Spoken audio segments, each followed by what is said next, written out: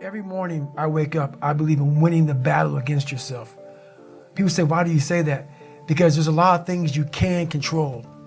When you wake up, I talk about making your bed. Make your bed, make sure your house is clean, make sure you get your breakfast, make sure you shower, shave, whatever you're doing, control that.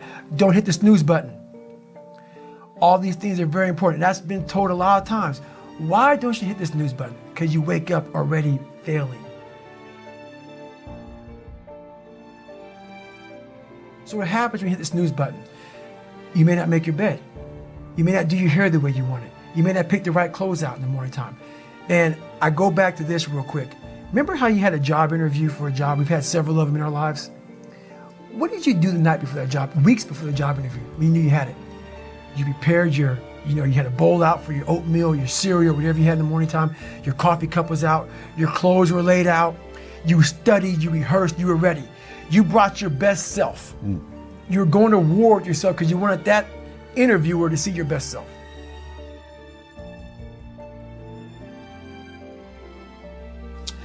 You won. You got the job. After a few months in that job, you look around. I got the job. You start to back off. The clothes aren't out.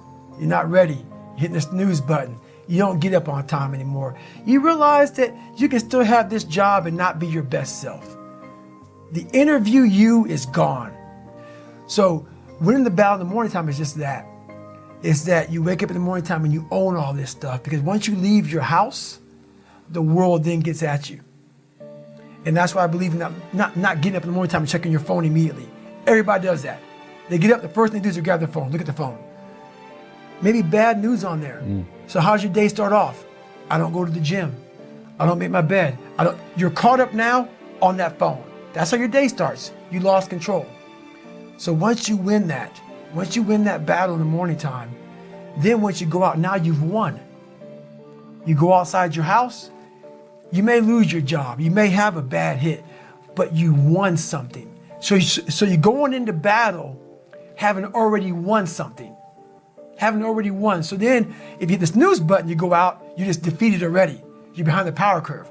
Now you've won something. You feel better about yourself. So now you're able to take these hits along the way. Yeah. So that's the mindset that I think it's important to bring with you every day you go, everywhere you go in life. Win what you can.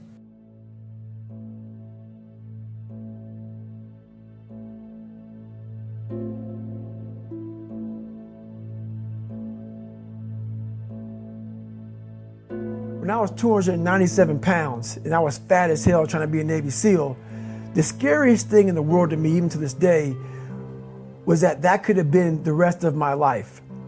I thought then I was trying hard. That's the scariest thing in the world. I thought then, 297 pound, working for Ecolab, spraying for cockroaches, making $1,000 a month. I thought that was me at my 100% potential. Come to find out, a few years later, I wasn't anywhere near that. 106 pounds less, graduate Navy SEAL training, went on to do all these other things. Looking back on that, that was me trying hard. That's why people gotta understand what is in us. We have no idea until we start trying hard. And I mean really trying hard, where you're obsessed with, hey, this is my new norm. My new norm is that, wow, this isn't always fun. It's not always meant to be fun. And that's when you know you're trying hard.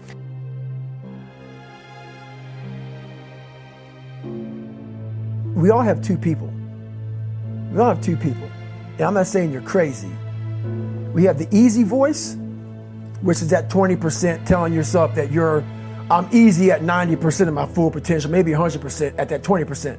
That's that voice that we all love. That's that very comfortable voice, that's that mommy holding you saying it's gonna be okay. Doesn't care how good you are, just loves you. Just loves you no matter how messed up you are in life. That's where you wanna be at. So that's that one voice. This other voice that we walk very far away from is the voice saying, hey man, you ain't doing shit. So we try to get this voice out of our head completely. And we live over here in this land. So what you have to do first is turn up this voice over here. The voice saying things to you that aren't nice. That it's in our head saying, you know what, man? Dude, you're not doing shit. You're not I mean, and it's not putting yourself down. People take this the wrong way in this new society. I'm not saying to put yourself down. I'm saying listen to the truth. And the truth isn't in the 20%. The truth is in this other part of your brain saying, look, man, you're wasting a bunch of percentage here. We have 80 more percent that we're not tapping into, because in this other 80% is suffering, pain, failure, self-doubt, darkness.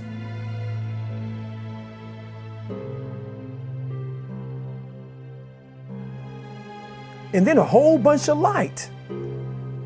But to get to this light, you gotta go through all of this shit. So a lot of us know that. We know. We do know deep down. Yeah, I can get over here, but over here, man, this is much better, because I gotta go through this journey that is not fun. This from 20 to 100%, this shit in between is not fun. So we decide to live over here. So everybody goes, how do you do that? You know exactly how to do that. You know exactly, it's not a magic trick. There's nothing I talk about in that book that's a magic trick. It's all back down to a very primitive mindset.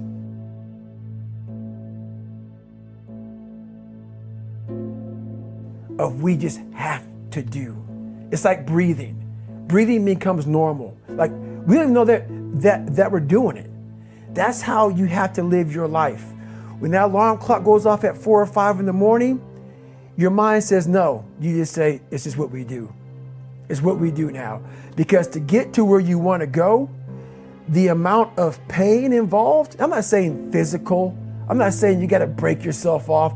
The amount of mental pain of how many times you're going to have to do something that you don't want to do to get to where you want to go is going to be, there's gonna be more times you do something that you don't want to do than you are gonna want to do it. And that's your new norm. That's your new norm. So then it's like breathing. And then once you do this over and over and over again, it becomes like breathing. I don't want to live this lifestyle, but to get to the other side of this, I have to. So if you really want it, you realize what trying is and what trying is not.